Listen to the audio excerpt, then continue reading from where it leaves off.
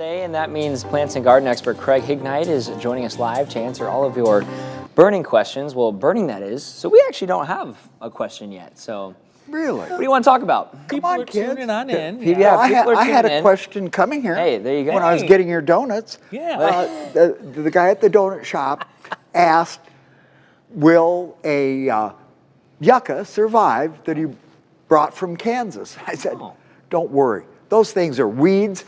In a year or two, call back to the people in Kansas where you got it. I bet it came back up from the roots." Interesting. Oh, well, there you go. Well, that's good that you filled a little time with that, because we do actually have a question now they're filling from Cheryl. Yes. So when can you cut hydrangeas back, and what's a good tree to plant that doesn't grow big in little maintenance? Well, hydrangeas you would cut back. I prefer to cut them back in the spring, but I know a lot of people trim them in the fall. It's not going to hurt one way or the other. A smaller tree might be something like a shadblow, an amelancher. It blooms like a crabapple, but it doesn't have quite the disease problems that they have. Also, a small stature tree could be a redbud, or maybe even, if you have the right conditions, a dogwood tree. This question is from Barb. Has crabgrass all over the yard. When is the best time to take care of that? Okay, you could take care of it now with a spray. There are crabgrass killers, but I'll tell you, as soon as Mother Nature gives us our first frost, she takes care of it. Crabgrass is an annual. It will die when we finally get freezing weather. The important thing is next year that you get down your step one, the pre-emergent herbicide in the spring, to keep it from coming back, because it comes back from seed, and if you've had it before, you've probably got a lifetime supply of seed in your lawn. Well, this is from Rick. Is it cool enough to punch the weeds this week? You know, we've got about, what, 5 days in the 70s? You could go ahead and use something like the weed-free zone on your creeping Charlie. Just remember, when it goes back above 80, you've got to stop using it. I'd like at least 5 days from the time you put it down before we go back above 80 degrees. Did you just call me creepy? Creeping Charlie? No. No, sorry, bad dad joke there. Bad joke. No, I'm joking. In public. Wow. All right then. Well, Bob is asking, when do I cut back knockout roses? Knockout roses get cut back when they get frosted in the fall, although right now you would go ahead, like any rose, as the individual flower clusters fade, you go down to the first leaf that has 5 sections to the leaf and cut it off there so you get new growth. Believe me, I have seen roses blooming at Thanksgiving, so don't give up on them yet. Alrighty, this one is also from Rick. Do you mulch and fall garlic after planting? Once it's up and running, you could. The thing that you really have to remember, that garlic likes no competition whatsoever. So the mulching would definitely keep the weeds and grass away and conserve moisture. Don't forget your fertilizer. Garlic is also a fairly heavy seeder, so mulch would work on garlic once it's up and running. From Dorothy, when can you trim a burning bush? Burning bush, if you have a wild branch right now, that you can go ahead and cut that off. You can do general shape-up pruning now. Just remember that we stop our pruning in sometime early September. We don't want to force out a lot of late growth just before the weather cools off and we get frost. That growth might not survive. If you want to do a heavy pruning, you won't do it until after January 1st. Well, perfect. Hey, well, we know who this is. This is from Morgan Strackbine. Should I be using root stimulator on my majestic palm every 6 to 8 weeks, even heading into the cooler months? It wouldn't hurt up until the cooler months. What we're going to do then is stretch that out to about maybe every other month. We kind of let it coast during the winter. So, you know, of course, root stimulator never hurts. It does have a little bit of fertilizer in it, but I don't like to get carried away with the fertilizer during cold weather. This is from Lisa. My neighbor has a thick perimeter of wild willow and it's invading my lawn and flower bed. What can I do other than walking over there and giving their neighbor a piece of their mind? What you can do, when wild willow comes into your yard, you get out the vine and brush killer. And what you do is you cut off those sprouts that are coming up in your yard, and you dab that on each cut that you make. It will take out the sprouts that have come up in your lawn, and with any amount of luck, it'll kill the adult trees on the other side of the fence. Awesome. Well, we're going to take a quick... Oh, goodness. I know, yeah. Right. Sorry, couldn't help myself. Yeah, without giving neighbor a piece of the mind there. Yeah. But, all right, well, we're going to take a quick break. So if you haven't yet, go ahead and get on our WQ80 Facebook page. We're going to answer more of your questions coming up.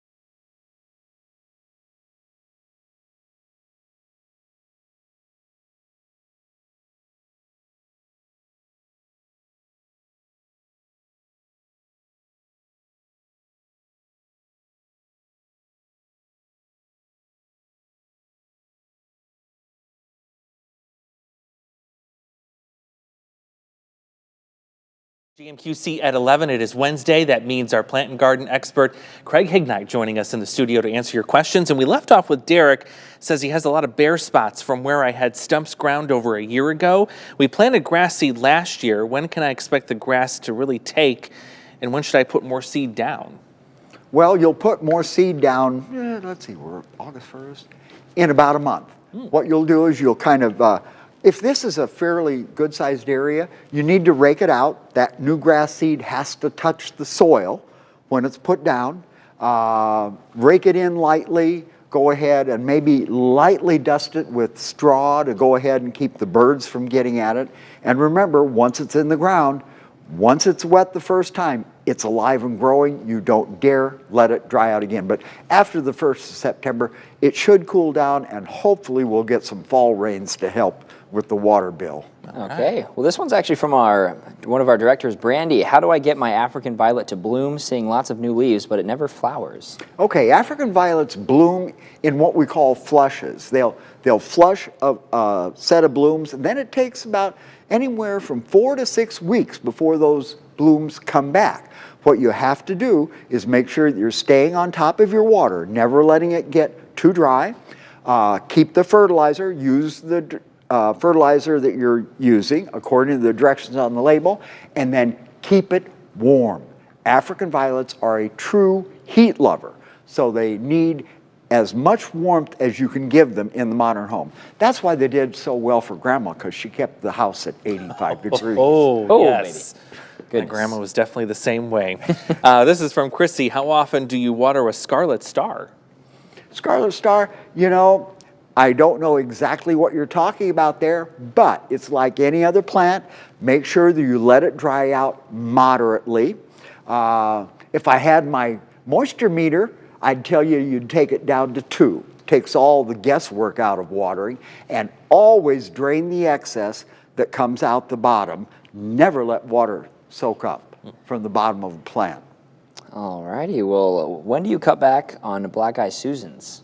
Black-eyed Susans can be deadheaded once the flowers look bratty enough that you don't like looking at them anymore. This will keep seedlings from coming up. As far as the full cutback, we don't do anything until they are killed by frost in the fall. From Bill, why are my cucumbers bitter and how can I prevent this? You know, this is interesting. I really think, and it's hard to believe this year, that maybe they need a little more water. You know, the chemicals are concentrating in that cucumber, so possibly a little more thorough watering every now and then might encourage the fruit to grow more, diluting the chemicals. And next year, I'd definitely change varieties. Oof. All right, well, this is from John, and I hope I say this right. I have aborvidas about 12 feet high. Can I cut them down to about half or just eliminate them? Arborvitae? Yep. Oh, not even close. I'm a good guesser. Learning something new now, every day, yeah. You can cut them back, but not until the ground freezes this fall. This is a severe cutback, and they will survive. They are going to look kind of flat toppy for a few years before they start filling in, but they will come back even from a severe pruning like that. Gail has an aloe vera that's not happy. A lot of lower leaves are bent. If she takes those off, can she bury the stock deeper? Yes, that's what we do with an aloe. As they grow, they eventually, you know, they only maintain so many leaves, and eventually you get to the point that they grow a leaf, drop a leaf, grow a leaf, drop a leaf, and then you get a stem showing. When that stem is about, I'd say 2.5 inches long, you will go on a day when it's ready for water and repot it, settling those leaves right back down to the soil line. Just like we would do with an African violet, that stem will go ahead and reroot, and you're off and running for another couple of years. Nice. Perfect. Well, this is from Barbara. Why aren't my tomatoes coming in my plants yet? Flowers are coming, but no tomatoes. Well, could be any number of reasons. I would seriously consider having some blossom set, or when you see the flowers opening up, you go out and just tickle each bloom's cluster. That gets the pollen from the anther to the stigma, and it should set bloom, but the blossom set makes the flower hold on long enough until a fruit can actually start to form. Alrighty, perfect. Hey, well, that's all the time we have. Well, Craig, thank you so much for joining us as Thank you. always. And be sure to join our Facebook Live with Craig each and every Wednesday. There you can submit your questions and be a part of the conversation. GMQC at 11 returns in just a few moments, but we're going to take a live look.